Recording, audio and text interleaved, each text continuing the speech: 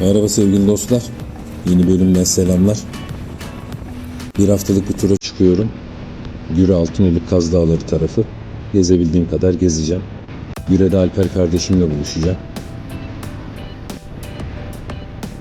Aşırı şiddetli yağmurların sonucunda işte Torbalı'nın bulunduğu ova, her yer sular altında. Otobandan seyrediyorum.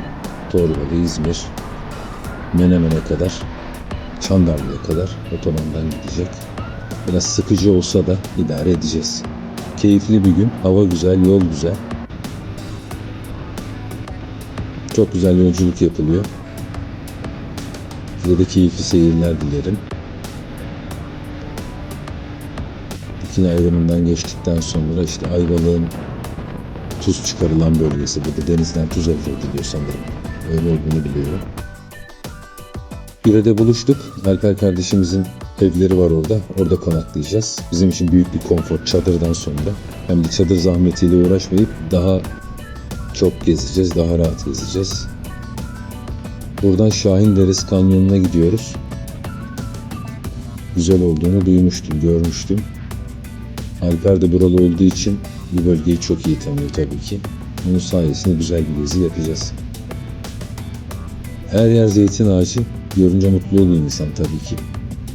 Ama böyle yapılarda aralara girmese tabii ki iyi olacakmış ama korumaya gayret etmişler. Doğa çok güzel, havası müthiş güzel. Kaz Dağları'nın eteklerindeyiz zaten. Evet, buradan Şahinderesi Kanyonu.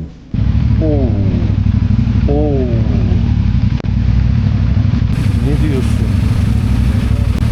Abi müthiş güzel ya. Duruyor muyuz? Tabii. Tamam, sen önden. Geçerim sen geç. Ben geç. Seni takip ediyorum.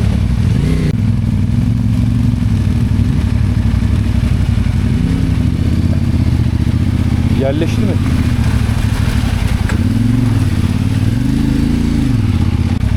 Tamam, harika. Ben bir kere arkana dönüyorum.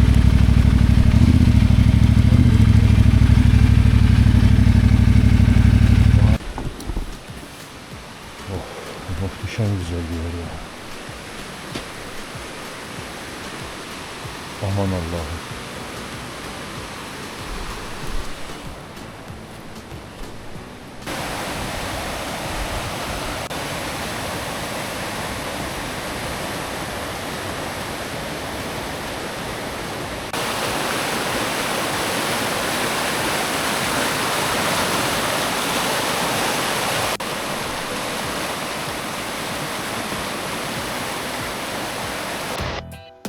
Gördüğünüz gibi su müthiş akıyor. Buraya dere demek doğru değil sanırım. Tam bir nehir. Çok kuvvetli akıyor ve üzerine çok büyük bir rüzgar akıntısı var. Bizim fark edemediğimiz. Bunu da drone ile anladım.